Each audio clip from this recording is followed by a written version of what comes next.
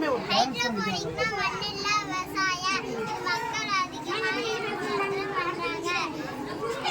மொட்டை மாடியில பண்றாங்க. ஊட்டச்சத்து நிறைந்த தண்ணி ஓஸ் வழியா போய் தேர்ட் ஃப்ளோர்ல இருந்து செகண்ட் ஃப்ளோர்ல இருந்து செகண்ட் ஃப்ளோர்ல இருந்து ஃபர்ஸ்ட் அப்படியே டேங்க்லயே விழுந்துருது. அது வந்து 90% நீரை சேமிக்கலாம்.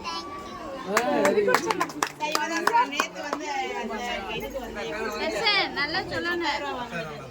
அனைவருக்கும் வணக்கம்.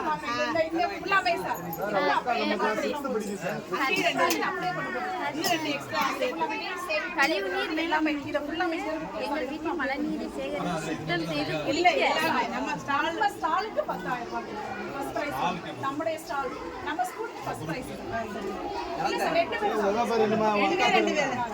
ரெண்டு பேரும் தான் கூட்டிட்டு போயாச்சு.